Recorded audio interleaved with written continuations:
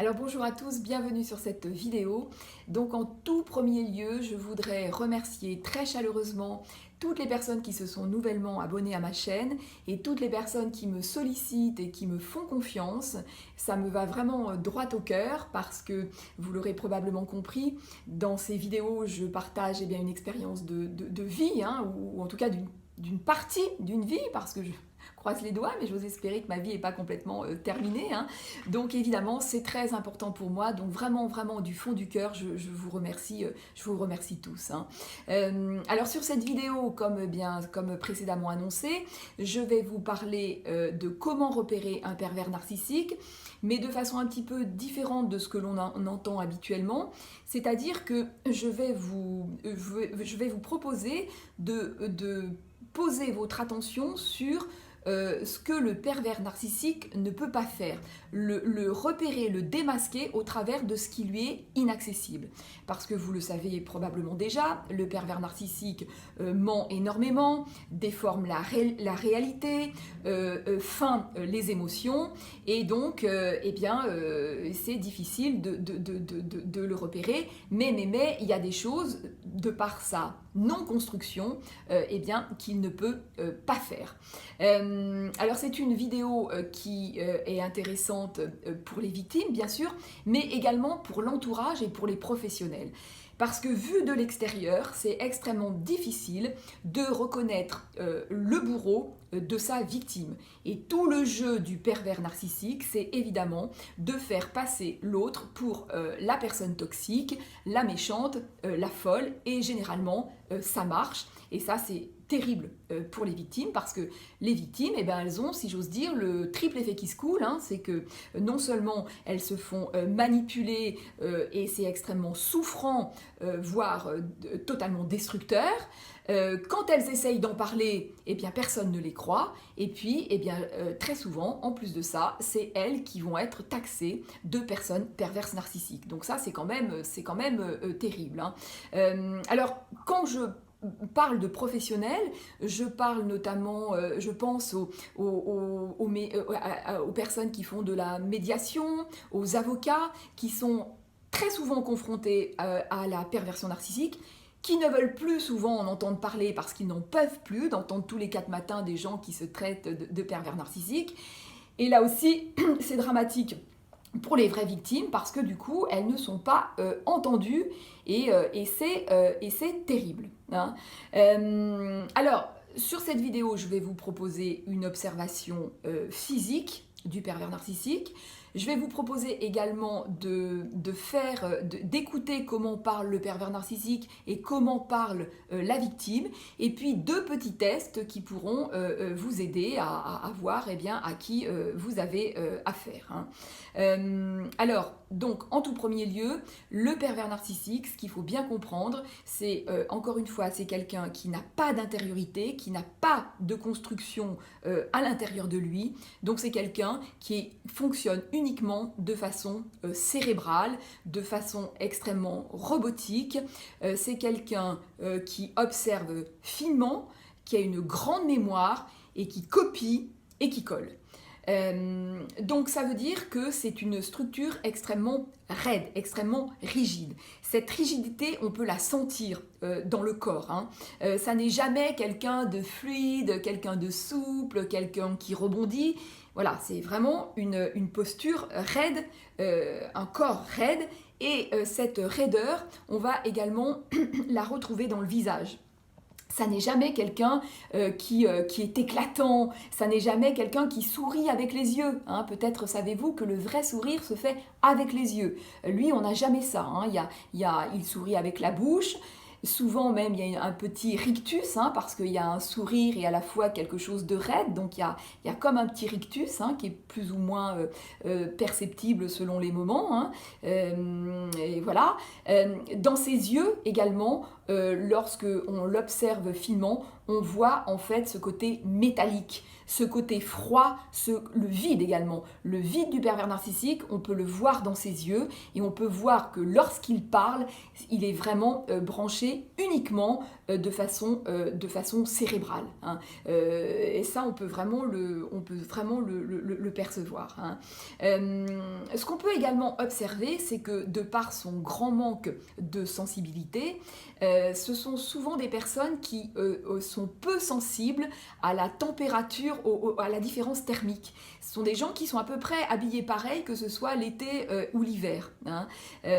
Ce sont des gens également qui, là aussi, de par leur manque de sensibilité, et souvent sont des gens qui ont une hygiène de vie extrêmement mauvaise, des gens qui fument beaucoup, qui boivent beaucoup, qui ont un peu des vies de patachon, qui mangent un peu n'importe quoi, et qui pourtant, au niveau physique, marquent relativement peu. Homme ou femme, hein, quelqu'un de très sensible va sur son visage, lorsqu'il est contrarié ou lorsqu'il a comme ça une vie un peu décousue, le visage va marquer. Et eux, ils marquent relativement peu, hein. Alors au niveau du discours, comment le pervers narcissique va construire son discours et comment la victime parle. Alors le pervers narcissique, lui, il est dans l'accusation et dans quelque chose de très factuel, c'est-à-dire il va dire, il est très procédurier, hein, le pervers narcissique, hein. Il adore ça, donc il est très fort là-dedans. C'est pour ça que généralement, eh bien, dans des procédures de divorce, enfin généralement il gagne parce qu'il est vraiment entraîné à ça, il aime ça, et voilà. Donc alors lui, il parle de façon, il accuse, généralement, il est dans les faits, il est donc très factuel, et il accuse. Elle est folle, elle est hystérique, voilà ce qu'elle m'a fait, voilà sa responsabilité, elle me fait peur, enfin voilà, il est vraiment très très très accusateur dans les faits. La victime, elle est confuse. La victime, elle comprend pas ce qui lui arrive. Elle mélange en fait un peu ses émotions. Elle mélange. Donc elle, c'est son discours. C'est voilà, il s'est passé ceci. En même temps, j'ai pas vraiment compris ce qui se passait. Donc j'ai fait ça. J'aurais pas dû. Je me suis rendu compte que c'était pas terrible, mais en même temps, je savais pas comment faire autrement. Enfin voilà, elle mélange. Elle culpabilise, elle mélange ses émotions, elle est vraiment embrouillée. Et c'est vrai que de l'extérieur, eh bien, il y en a un qui est très factuel, qui est précis, qui a un discours très cohérent, et l'autre qui est complètement embrouillé. Et donc, vu de l'extérieur, c'est extrêmement piégeant, hein. Alors aussi, ce que je tenais à dire, c'est que, évidemment, comme je disais sur une précédente vidéo, parfois on a affaire à du comportement pervers narcissique, c'est-à-dire comme ça des choses qui sont pas vraiment, qui sont de l'ordre de la manipulation, hein.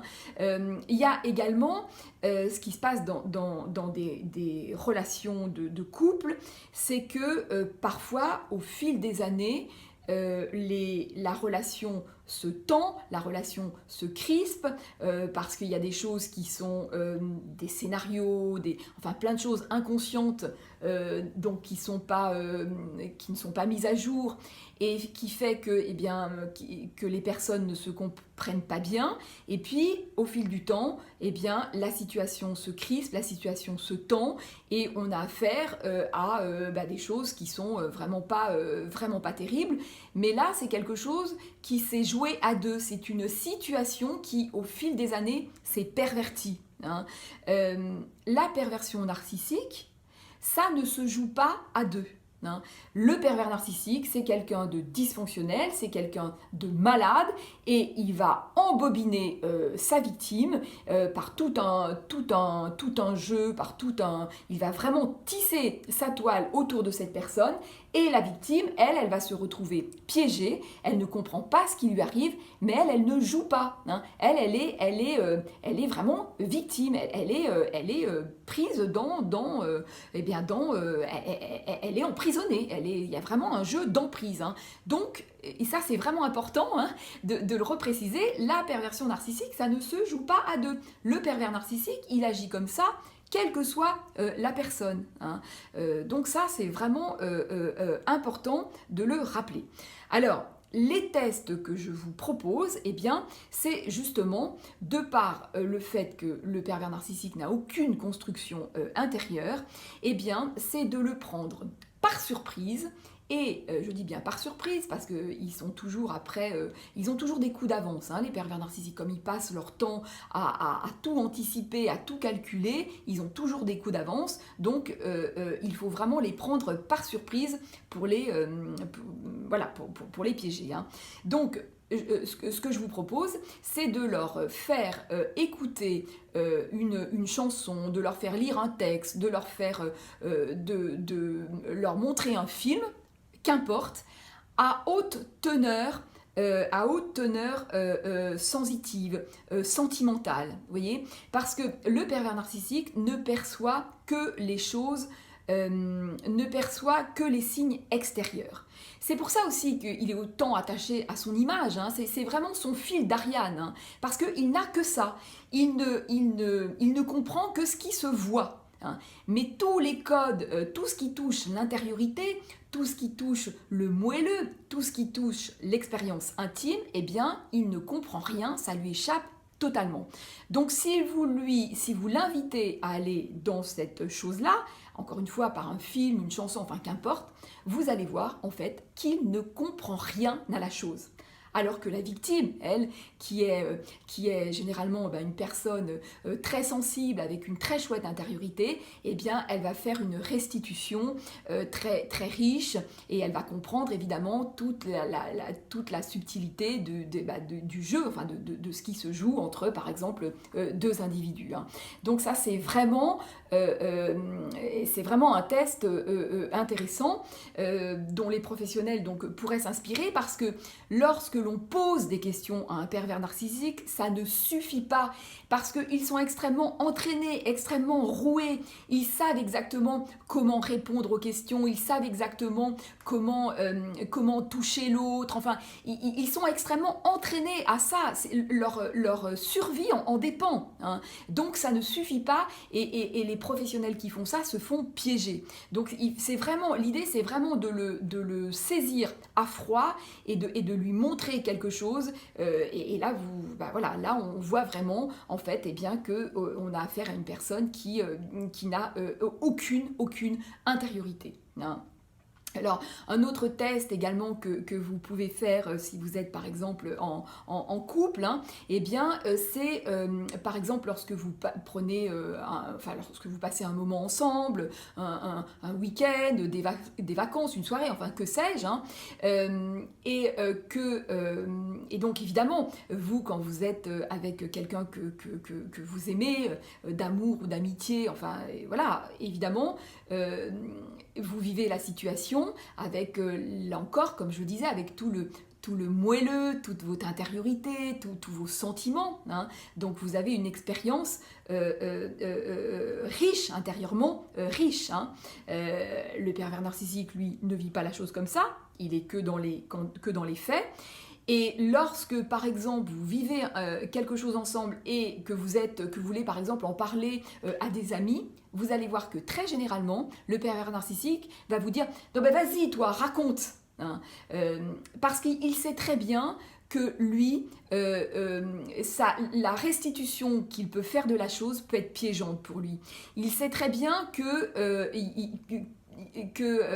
quand il raconte, il y a un truc qui ne va pas, il y a quelque chose de trop froid, de trop analytique, et il le sait. Et très souvent, il invite l'autre personne à parler. Alors généralement, il donne quand même 2-3 indices, genre, bah oui, on était là. Alors il est très précis encore une fois, dans les faits et dans le factuel, hein. Et puis, voilà, donc on a fait ici, ah bah oui, c'était super. Mais il n'y a jamais, évidemment, jamais une description moelleuse de la chose. Et encore une fois, généralement, il invite l'autre à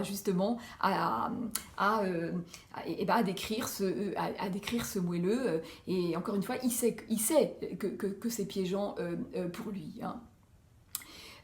Donc voilà, bah écoutez, je pense que j'ai à peu près fait le tour de ce que je voulais vous dire. J'espère que cette vidéo vous aura intéressé, vous sera utile. N'hésitez pas évidemment à la liker, à la partager et je vous retrouve donc très vite dans une prochaine vidéo. À bientôt.